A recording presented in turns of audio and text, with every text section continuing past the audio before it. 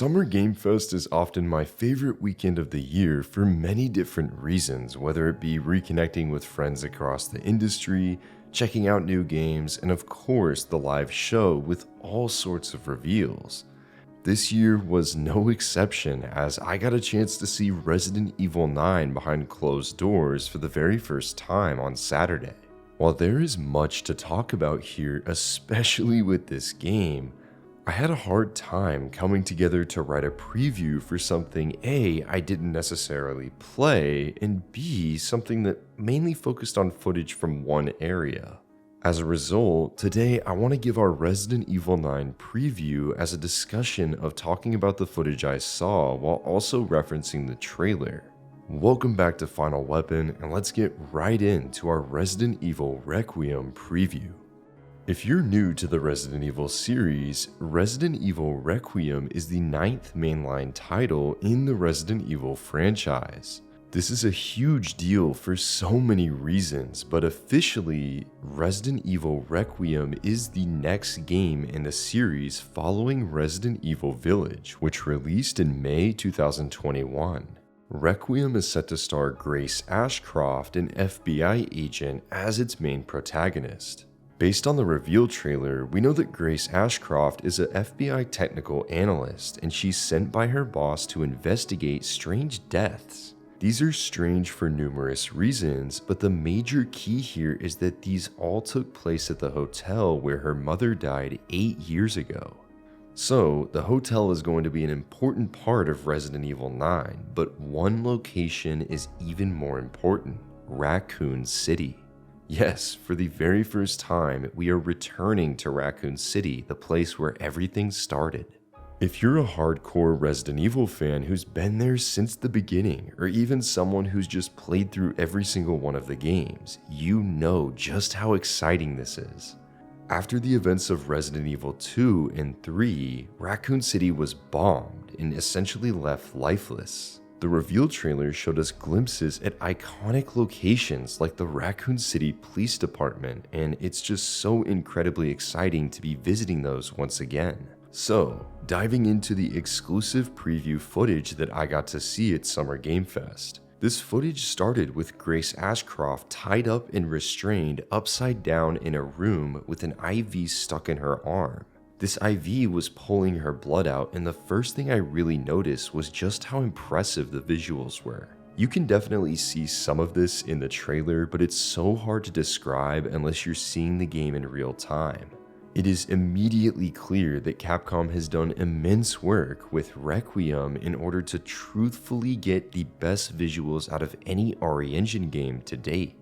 The camera panned as Grace was trying to free herself from being restrained, and we saw each sweat particle drop. This alone isn't necessarily impressive because RE Engine has always been pretty good with things like water and rain and sweat. However, the real difference here is the lighting and the reflection off of it. It was immediately clear that this game had increased visual fidelity, and not only that, but the ray tracing has been dialed up clearly. The Capcom team informed me that the footage we saw was actually running on PS5 Pro, and that makes a lot of sense, especially once you see just how beautiful this game is.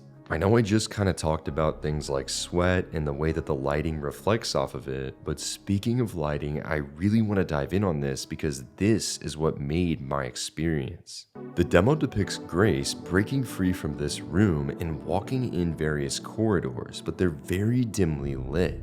Now, we all know this is not anything new to the Resident Evil franchise. Dimly lit hallways are a staple, and they should be, but I'm telling you, this game looks different. There's one hallway in particular that I've been thinking about every day since I saw this game, and it was barely lit by just a blinking red light in the hallway. I don't know if this was a sensor or something of that nature, but it only gave a very brief red overtone glow, and you kind of had to maneuver not knowing what to expect or what was down the hallway. The Resident Evil remakes have done a great job at bringing modern technology into this series, and 7 and Village also did the same. But this is clearly a massive step up, and Capcom is using this technology to deliver even more immense horror. Lighting aside, I think the visual fidelity alone is going to increase that, as there was an enemy that followed around Grace throughout these corridors, and my gosh, the visual fidelity on that face was so grotesque, and it definitely made a lot of people in my preview session jump and scream. Jumping back to Grace a bit, I find her to be a very unique and interesting protagonist, at least from what we know so far. With Resident Evil, we're always getting cops or people who are familiar with zombies, like take Leon in Resident Evil 4. The Ganado, sure, it's like what the heck is this, but also, the dude fought zombies in Resident Evil 2, he kinda knows the name of the game at this point. Grace, however, while she is an FBI agent, is not exposed to this kind of stuff and in the field. And this is made pretty clear from that initial cutscene of her waking up, freaking out with no idea what to do. The Capcom team said that this kind of approach of having her be someone who is somewhat familiar with being able to use weapons but not against creatures and zombies and things of that nature was something that they wanted to emphasize, and I really think this is a neat thing to approach, especially as this game is aiming to be the next generation of Resident Evil. Grace's unfamiliarity with these fight or flight or live or die situations is something that I think is going to make combat very interesting. With fear being something prominent for Grace, that's naturally going to translate to the player since you are playing as Grace and experiencing the story through her eyes. I'm personally really interested in seeing how that plays out, as I was already hooked pretty much from that little demo that we got to see.